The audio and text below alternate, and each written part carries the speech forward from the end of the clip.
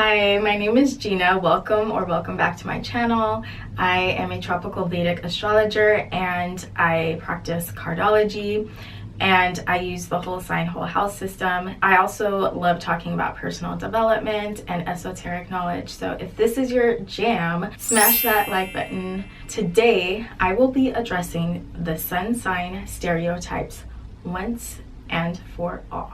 Before we dive into the juicy stuff, which you all want to hear about, I'm sure, I am going to talk about what the sun is. I'm going to do this as briefly as possible because I know you are all going to try and speed this up. What is the sun in our charts? Okay, so the sun is our individual essence. It's what makes you different from the next person.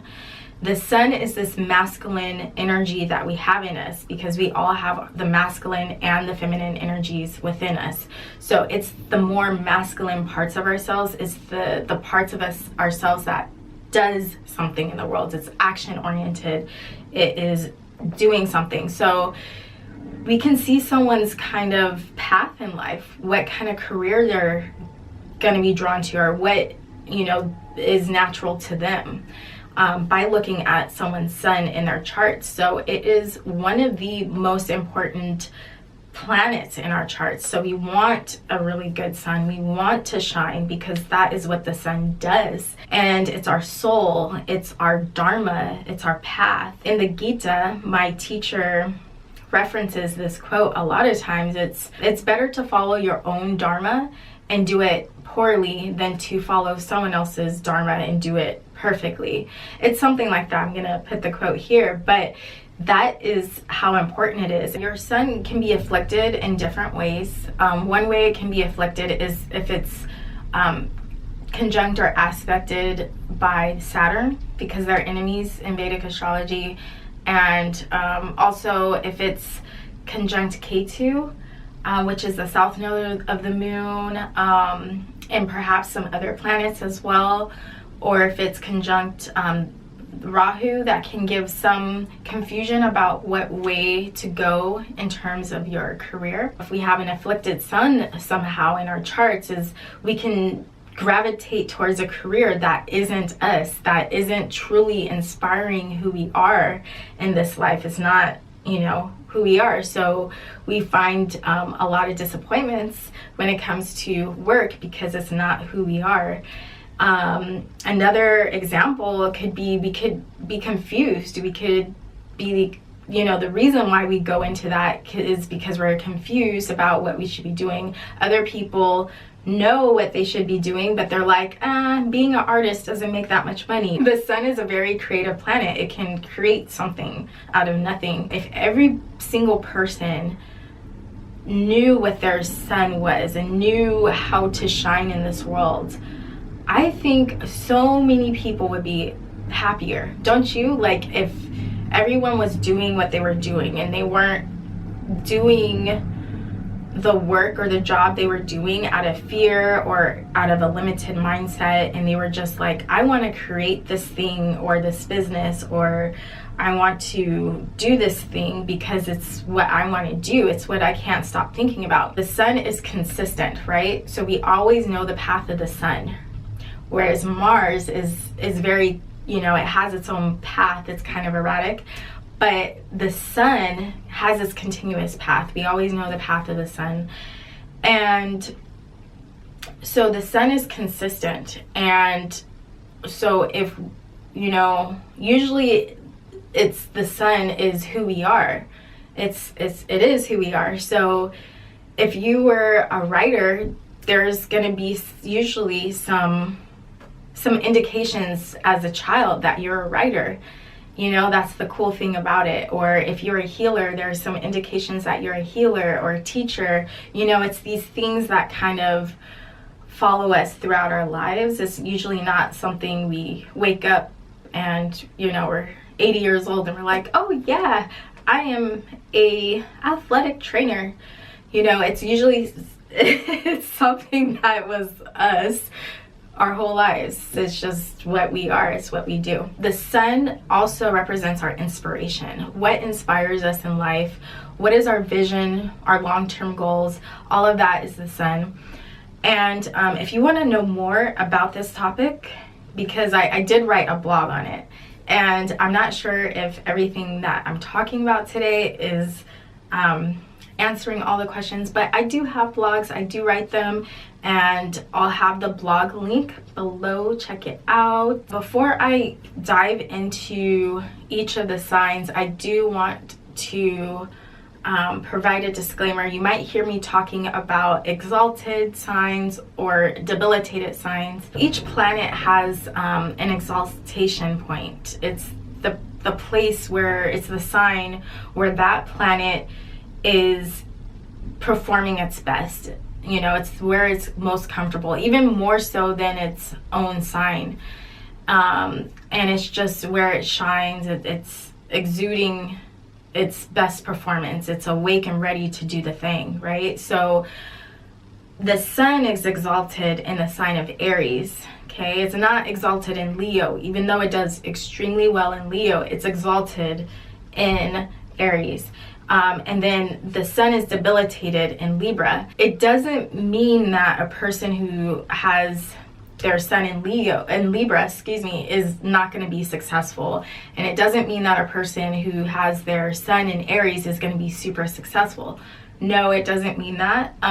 There's so much we have to look at in a person's chart. It just means that the sun is not working in its way. So a person with their sun in Libra might be drawn to beauty, or looking at the beauty in things, or get inspired by what other people are doing, not following their own inspirations, but they can still be super successful, super creative, artistic, all of that good stuff. Let's talk about these stereotypes, and let's figure out why those stereotypes are true, why they're not true, or why they're kind of somewhere in between. So let's get down to this. Let's figure this out. Before I talk about each of the sun sign stereotypes, I will talk about what that sign looks like, and what it looks like, what it means to have your sun in that sign. So we'll go over that, and then we'll go into the stereotype. Aries. So if you have your sun in Aries, your sun is exalted, and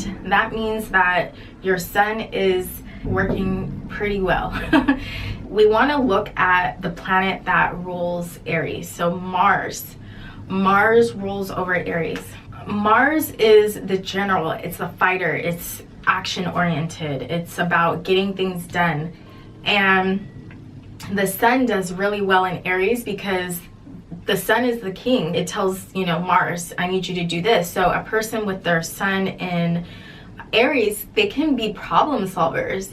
And this is important because there are a lot of problems that happens as we're building our kingdom, right? So this person, people with sun in Aries, can solve their problem, and no matter what it is that they do. You could be like a homemaker, and you're not really necessarily out on the streets and, creating groups and, doing activism, or, making a business. Maybe you have your sun in Aries and you're a homemaker and you garden and you do things like that, and that's just who you are. You do that consistently. So you can do that successfully, and you can solve problems. Maybe there's a problem with your garden and you figure out a way to solve it. So you're a problem solver, which is awesome. You have a lot of energy to go towards your long-term goals. You have that vision. You're logical, you're strategic, because Mars is a logical and strategic planet. You're intelligent, and no one can really stop you in terms of reaching your goals, right? So you are going for it. One stereotype that you may have is that you don't finish anything. And okay, I can see how this is true, because Aries is a cardinal sign, and or movable sign in Vedic astrology. So yeah, you may start something and may not finish it. I can see that. However, since your sun is in Aries, we're talking about the sun here, and the sun is consistent.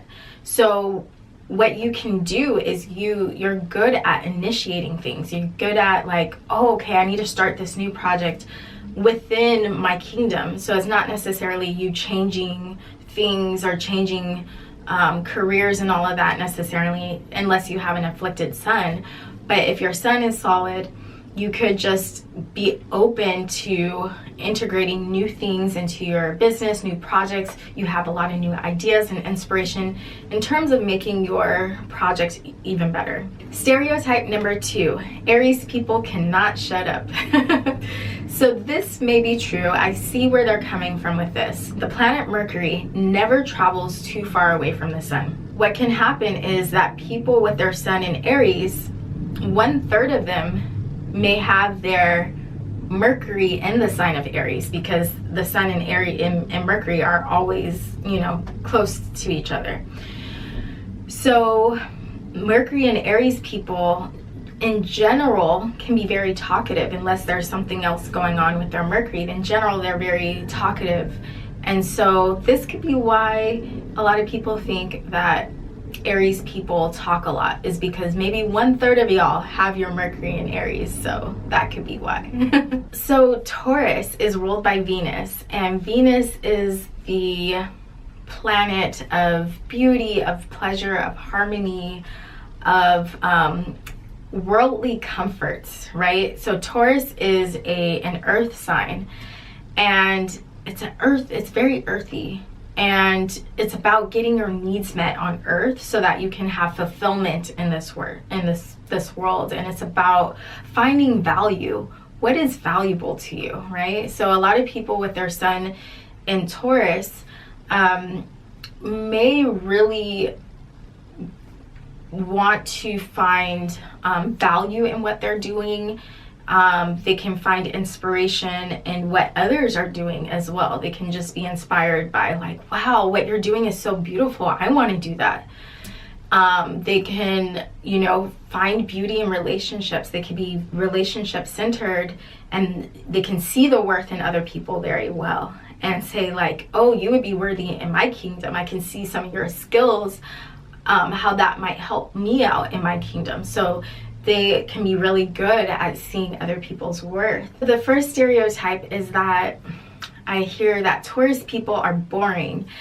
Well, I don't think that's necessarily true. I think maybe they value worldly comforts and pleasures and things that they find valuable. So they may spend more time doing those things and focus on those things perhaps than maybe doing things that are entertaining, what other people might find entertaining as well. Also, Venus has to do with nature, so they may like to do, you know, things in nature, hiking, camping and things like that. So they might be just kind of really grounded and have their routine. They might really enjoy a certain routine that they like, and if it's not something that you like, you might consider that boring, but they could be enjoying maybe a life that is at their own pace. The second stereotype is that people with their sun in Taurus, they're lazy. Well, I don't think this is necessarily true. We have to remember that Venus is exalted in the sign of Pisces, and Taurus is ruled by Venus. And Pisces is the opposite of Virgo, which is an earth sign. So it's about kind of escaping worldly stuff, you know, worldly problems and stuff like that, especially the 12th house. People with their sun in Taurus, they may really like to relax, kind of let go. Rest and relaxation may be high on their priority list. And, you know, perhaps they work really hard. They're hard workers and they want to relax. So maybe you don't see the grind that they are doing, especially if they value, you know, having good things in life. In order to have a lot of good things in life, like a house and, you know, massages and things like that, you probably have to have some money. So they probably work hard for that money, and then they enjoy that money. So maybe Taurus people aren't as lazy as we think they are. Maybe they're working hard and relaxing hard too. Gemini, Mercury rules this airy fairy sign. Mercury is the planet of communication. So communication to people with their sun in Gemini can be very, very important to them. Mercury is the planet of investigation, so they can really investigate.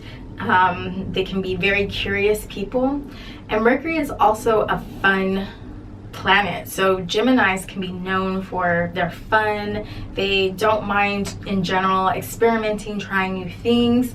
And also they're probably skillful because Gemini is ruled by Mercury, which is the planet of skills and things like that. So, and then also in Vedic astrology, Gemini is ruled by two people, the male and the female, and they both represent different qualities. So the male, which can be seen as maybe the destructive force, has a weapon, and the female energy has a lute, so it's the more creative energy. So people who have their sun in Gemini, they can be creative, but they know when to destroy something and then to move on to something else.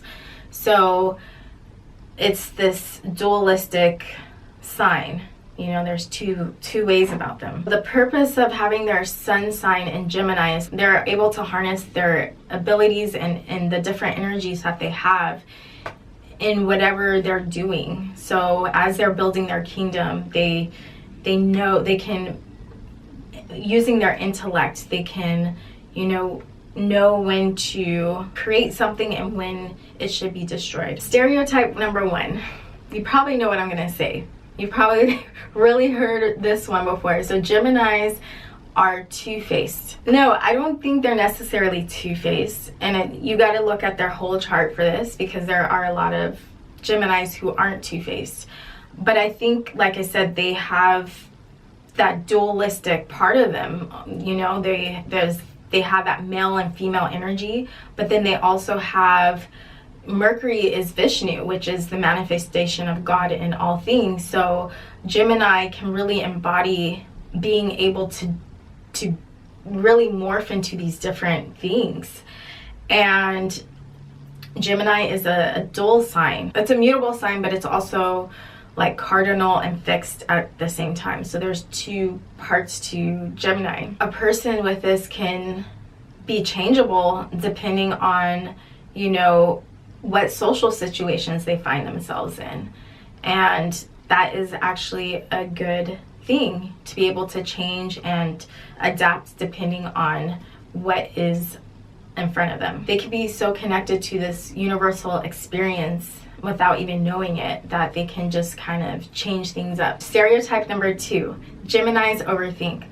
Well, I can kind of see this because Gemini is ruled by Mercury, and Mercury is the thinker. It's about intellect. They can analyze things. They can analyze things maybe a little bit too much than they need to, which is okay. Gemini is, that sign is about exploring different options, different things.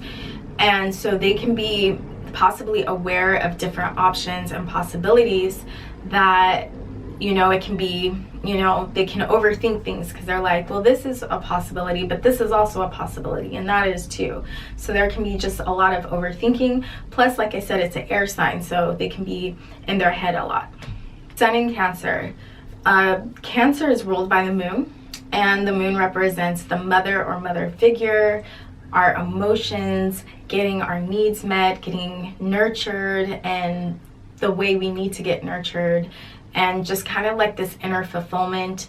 To see how happy a person is, you want to look at their moon in their chart, right? So this is an important sign, because actually the sun represents the king and the moon represents the queen, if you will. So they're actually partners, king and queen. So the sun does very well in the sign of Cancer. And the sun does well because the sun can figure out, like, okay, I'm not quite getting my needs met. How can I get my needs met in my kingdom? And so a person with their sun in Cancer can be perceptive, and they can be aware of what other people need as well.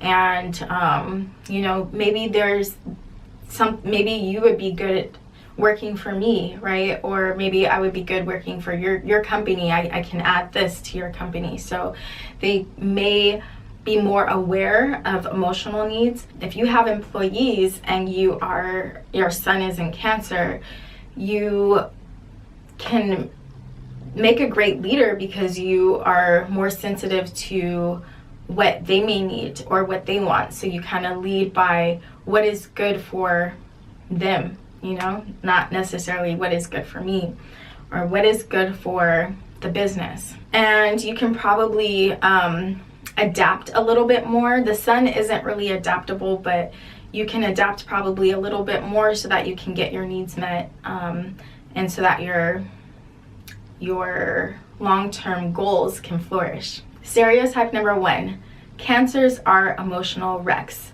Are Cancers emotional wrecks? To be honest, to look at someone's emotions, you want to look at their moon mostly, but you want to look at the sign of Cancer. So having your sun in Cancer alone won't make you an emotional wreck. But what else do you have in the sign of Cancer? Do you have Saturn? Do you have Rahu? And what's going on with your moon, right? Is your moon afflicted? So maybe if those other factors are present, then yes. But having your sun alone in the sign of Cancer doesn't make you an emotional wreck. We got to look at your whole chart for that. Stereotype number 2, Cancers are sweet, but they're doormats.